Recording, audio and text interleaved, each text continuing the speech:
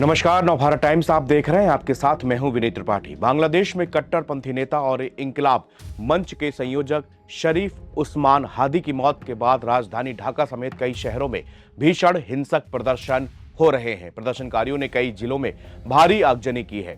प्रथम आलो news channel के दफ्तर को भी उपद्रवियों ने पूरी तरह से फूंक डाला है। इसके अलावा हिंसक भीड़ ने ढाका के धनमंडी 32 में फिर से आग लगा दी है और तोड़फोड़ की है। ये बांग्लादेश को आजादी दिलाने वाले शेख मुजीबुर रहमान का पैतृक स्थान है, जो शेख हसीना के पिता थे। इस जगह पर पहले भी कम से कम 3 बार हमले हो चुके थे। इसे पूरी तरह जलाकर लूट लिया गया था। इसके अलावा पूरे बांग्लादेश में अवामी लीग के दफ्तरों पर हमलों की खबरें आ रही हैं। आपको बता दें, सिंगापुर के एक अस्पताल में इलाज के दौरान गुरुवार को हादी की मौत की पुष्टि होते ही हजारों की संख्या में समर्थक शाहबाग चौराहे पर जमा हो गए। प्रदर्शनकारियों ने सरकार पर हादी की सुरक्षा में नाकामी का आरोप लगाया और उन्हें शहीद घोषित करते हुए न्याय की मांग की है। हालांकि देखते ही देखते हालात बहुत जल्दी ढाका में बेकाबू हो गए हैं। उग्र भीड़ ने कई जिलों में आगजनी शुरू कर दी है। अवामी लीग के दफ्तरों को निशाना बनाया जा रहा है, लोगों को निशाना बनाया जा रहा है। ढाका की सड़कों पर देर रात तक नारेबाजी, आगजनी, तोड़फोड़ होती रही, जिससे पूरे देश में एक बार फिर से दहशत भरा माहौल बन गया है। शरीफ उस्मान हादी इंकलाब मंच के प्रवक्ता थे, जिन्हें पिछले शुक्रवार को राजधानी ढाका में गोली मार दी गई थी, जिसके बाद उन्हें इलाज के लिए सिंगापुर ले जाया गया। लेकिन सिंगापुर के जनरल हॉस्पिटल में इलाज के दौरान उनकी मौत हो गई। इंकलाब मंच ने गुरुवार रात को एक फेसबुक पोस्ट में उनके मौत की पुष्टि की और उसके बाद से ही बांग्लादेश में कई जगहों पर हिंसक प्रदर्शन शुरू हो गए। स्थानीय मीडिया की रिपोर्ट के मुताबिक प्रथम आलो और डेली स्टार के ऑफिस वाली बिल्डिंग में कई लोग फंसे हुए हैं। प्रदर्शनकारियों ने पहले इन ऑफिसों में तोड़फोड़ की और इसके बाद उसमें आग लगा दी है। एसोसिएटेड प्रेस के मुताबिक दोनों बिल्डिंग के बाहर सैनिक और पैरा मिलिट्री फोर्सेस के गार्ड तैनात किए गए हैं, लेकिन उन्होंने प्रदर्शनकारियों को हटाने के लिए कोई कार्रवाई नहीं की। सुरक्षा अधिकारियों ने उन्हें शांति बनाए और वहां से जाने के लिए मनाने की कोशिश की, लेकिन वो नहीं रुके। फिलहाल दमकल कर्मी डेली स्टार बिल्डिंग के बाहर पहुंच गए हैं और लोगों को सुरक्षित बाहर निकालने का काम जारी है। वहीं चट्टोग्राम में भारत के डिप्टी हाई कमिश्नर के आवास पर भी पत्थरबाजी की गई है। रिपोर्ट के मुताबिक इस दौरान प्रदर्शनकारियों ने भारत विरोधी और अवामी लीग के विरोधी नारे लगाए हैं।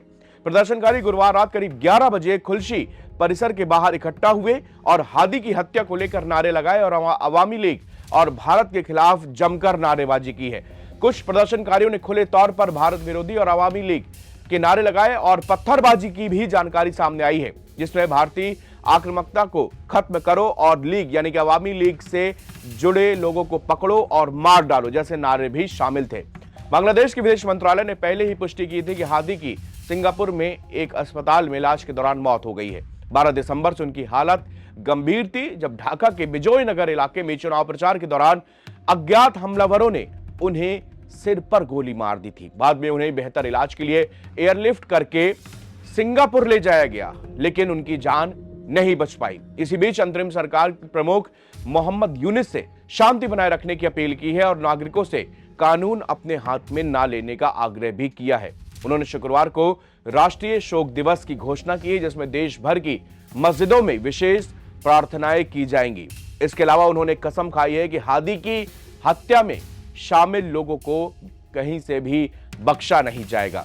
हादी की मौत की खबर जैसे ही बांग्लादेश की सड़कों पर वहां पर सोशल मीडिया के माध्यम से पहुंची, सबसे पहले हजारों लोग शाहबाग पहुंचे। वहां पर तख्तियां लिए हुए थे और उनके हाथों में पत्थर और लोग वहां पर भारत विरोधी नारेबाजी भी कर रही थी।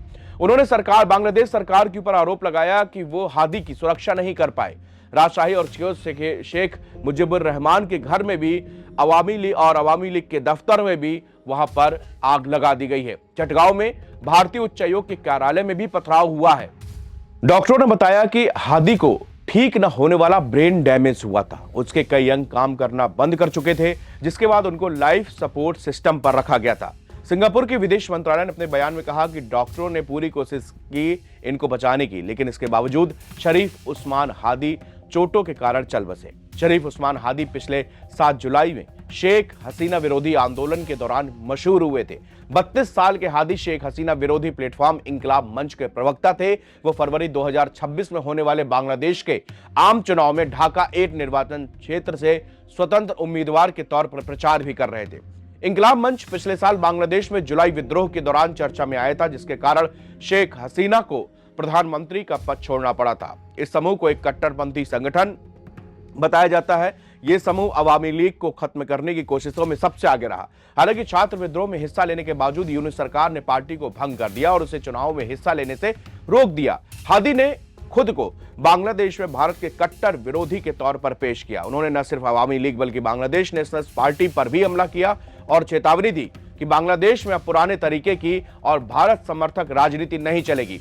हादी अपनी विवादित बयानबाजी के लिए भी मशहूर रहे। हाल ही में हादी ने तथाकथित ग्रेटर बांग्लादेश का एक भारतीय इलाके में जिसमें शामिल किया गया था, उसके पोस्टर जो है उसका मैप जारी किया था। हादी की मौत पर बांग्लादेश के अंतरिम सरकार के मुखिया मोहम्मद यूनिस ने एक दिन का राष्ट्रीय शोक की घोषणा की है और अपने राष्ट्र के नाम संबोधन में मुख्य सलाहकार मोहम्मद यूनिस ने हादी के हत्यारों को पकड़ने और उनको सजा दिलाने का वादा किया है। यूनिस ने कहा कि आज मैं आपके सामने बहुत दुखद खबर लेकर आया हूं।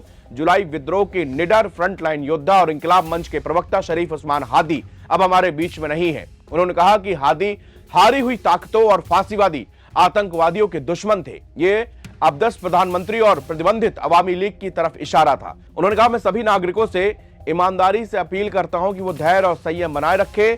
हम हत्यारों को जल्द से जल्द पकड़ेंगे और उनको कठिन सजा दिलाएंगे। ये मेरा आपसे वादा है।